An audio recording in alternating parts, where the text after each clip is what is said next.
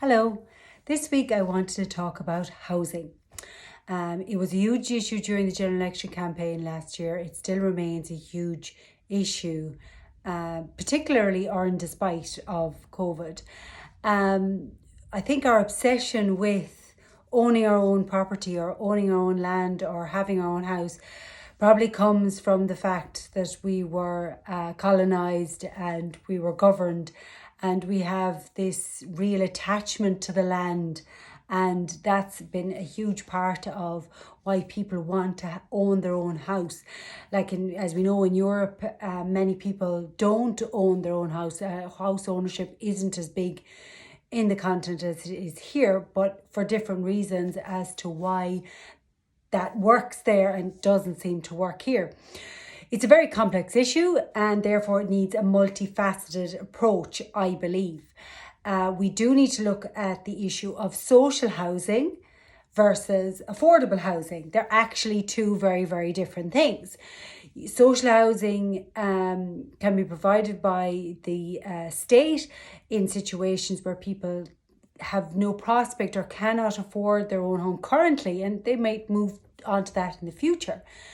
But I believe that people who are in social housing can be given a few options in terms of whether they want to buy out that property and eventually own it, which is available in some cases, but also the prospect that if they're there and they raise a family and they've 3-bedroom or 4-bedroom house and they become elderly and it's either a couple or if there's somebody who's widowed, that they have the prospect then of moving to another house, social housing, maybe more suitable, maybe that it's single story and it, has wheelchair access or disability access as the person gets older, and then it would free up the housing stock of that house that they had as social housing for years and free that up in the housing stock for another family, another generation to come along. So there is a lot of approaches that can be used in that regard. Then in terms of the actual, land bank of that, so we have the issue of social affordable housing as well.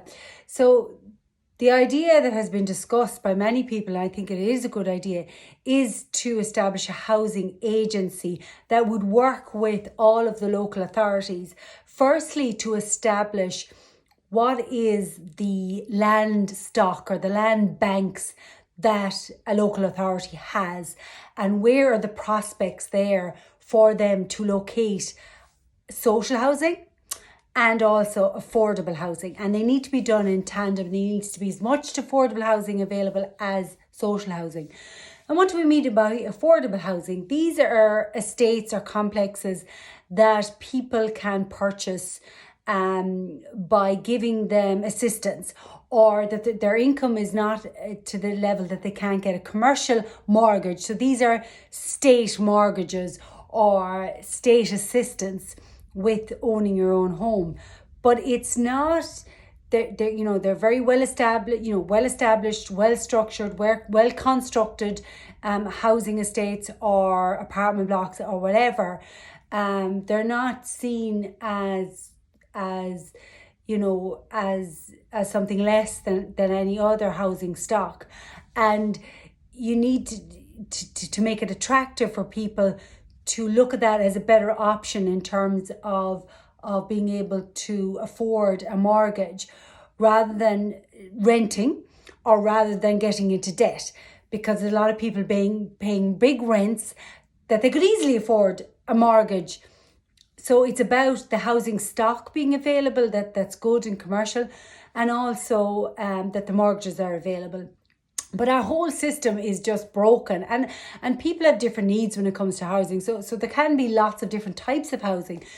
We've just seen it as a way, whether we didn't think we had any other natural resources or whatever, we just saw it as a way of valuing the country or valuing our ourselves, that how much was property worth.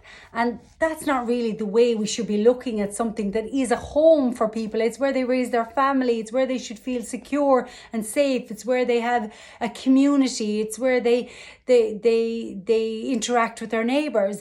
So it shouldn't really be seen as a commodity in that regard. But our system is such that we have all these investors that are looking at it as an investment prospect, but with no regulation.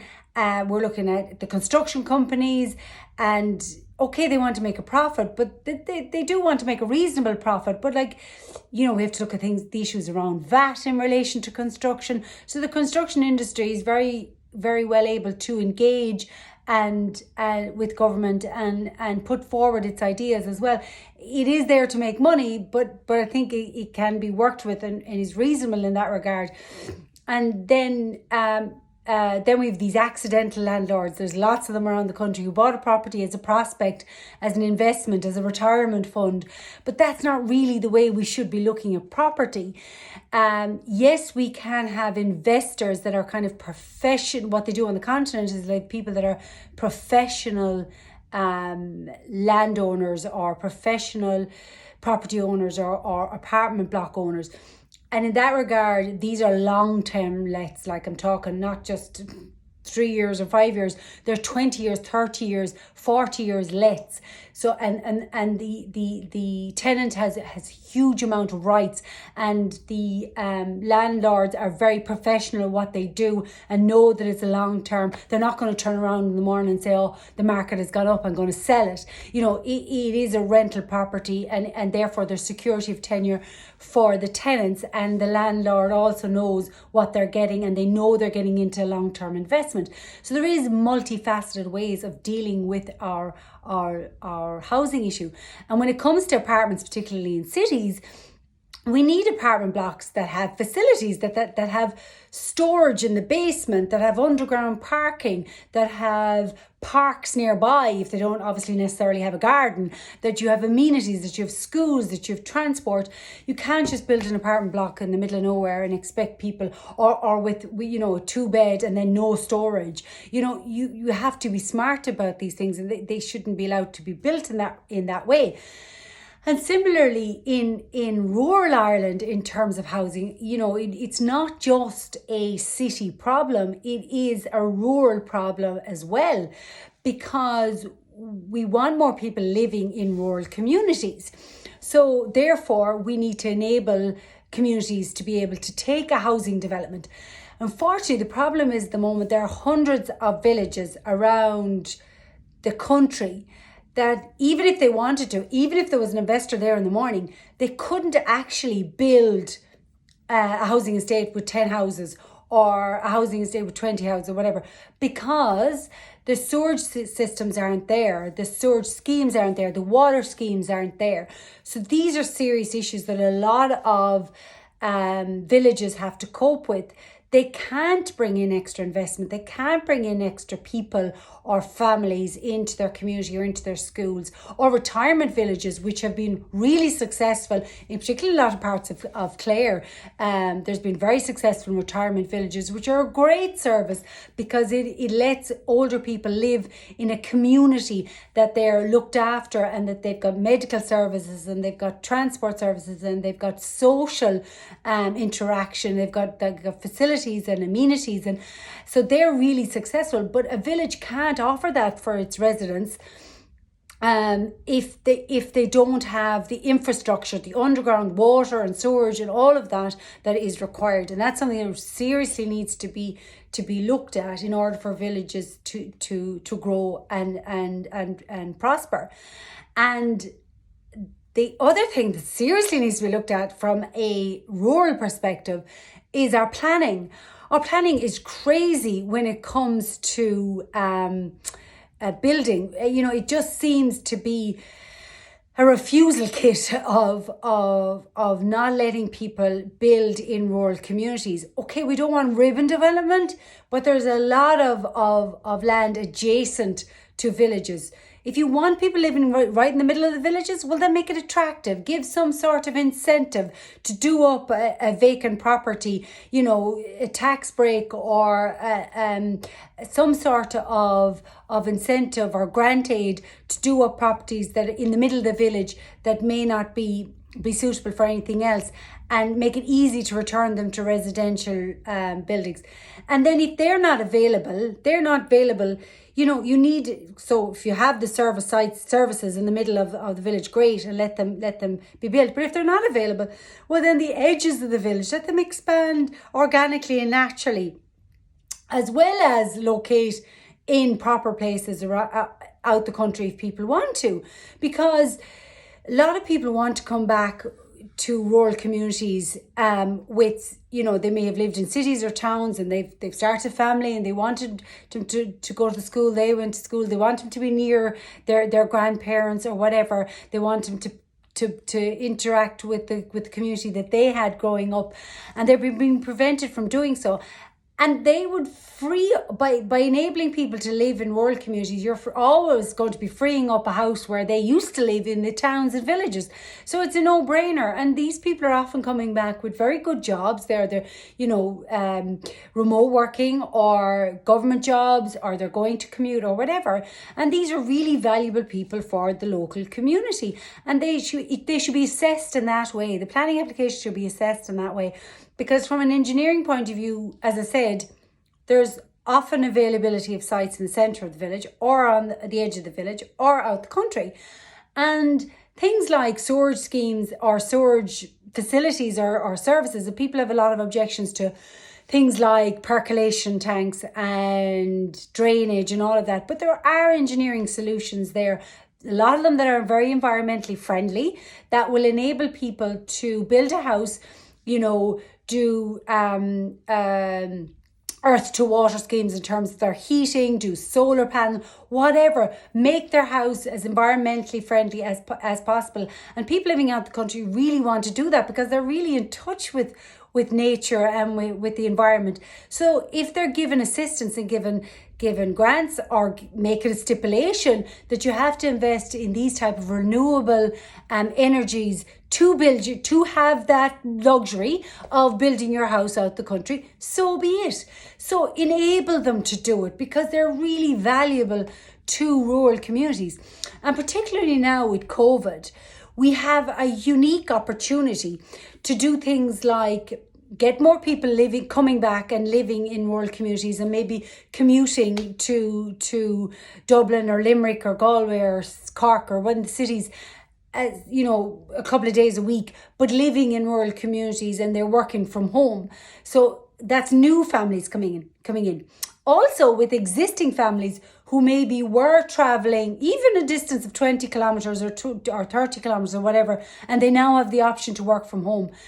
That's a huge asset to a rural community, because it makes the community active or lively during the day. So people don't just leave in the morning 20, 30 kilometres to work and come back in the evening. If they're working a couple of days from home, they take a break at lunchtime. They come down to the local shop. They go for a walk on the beach. They interact with their, from a distance at the moment, they interact with their neighbours. They might have an opportunity to collect their kids from school if they are at school again, and the whole opportunity of homeschooling. So there is that opportunity by there's a real value of having them work from home. That's not just about, and the travel. Consider the travel. They're saving the environment in terms of spend on fumes. They're also, they may be heating their home a little bit more, but we have to look at it holistically. But they're also traveling less. It's less stress on their own mental health, physical health. They're able to go out for that walk in the middle of the day or whatever. And it's a lot more conducive to a better lifestyle and better standard of living. And that's what we should be aiming for. And it enables communities to be more, to people to be involved more in the community, or to feel more part of their community. So those that are doing that currently and maybe finding it difficult because of their house. So we don't want to put extra stress on the housing stock that is already there, and people thinking, oh God, I need a bigger house. So why not look at ways that and again, this would benefit construction industry, it would benefit local providers and builders and local merchants, that if the government provided some sort of grant aid for people to build extensions specifically for their home office. So if they want to build an extra room at this time or extend the attic or whatever, that there's some sort of assistance with doing that, because that would avoid the pressure of people saying, oh my God, I need to move because I'm going to be working from home and I can't realistically do that long term in the structure I have here now, but I need to do something. So, if you gave them some assistance in transforming their own home to be more amenable to be working from home, well, that would be great, because it would be a relatively small job for a local construction company, but at the same time, it would give work and it would enable people to work better from home. So when it comes to housing, it is something that is hugely concerning because it hasn't gone away as an issue, both for urban dwellers and for rural dwellers. It's something we seriously need to look at. We need to take the solely for profit investors out of the market, that it is about and relieve some of those accidental landlords who don't really want to be in it but are kind of stuck in it. Good thing is, of course, with anyone who has gone back to long-term let that were doing Airbnb, if they're renting now to longer term, the renters now have more rights than they used to in terms of long-term lets. So from a city perspective, that's better, because it will free up a lot of the accommodation for people in the cities. So that has its benefits as well. And of course, the market has to decide, and there is move for the markets as well in terms of supply and demand as usual, but it is a multifaceted issue, so therefore it needs a multifaceted and lots of different solutions for different people in terms of whether they live in urban or rural, whether they're single or couples or married with a family, or they're cohabiting, or they have a family and they're expanding, or they want to move to a rural area, and the rural solutions that are there for our towns and villages, enabling them to grow and expand and create more vibrant rural communities, which is exactly what we want. So that's my take on a lot of the housing issues that we've seen to date, and I'm sure it will be something that will be visited again and again, and it's something that we will constantly keep on the agenda for now.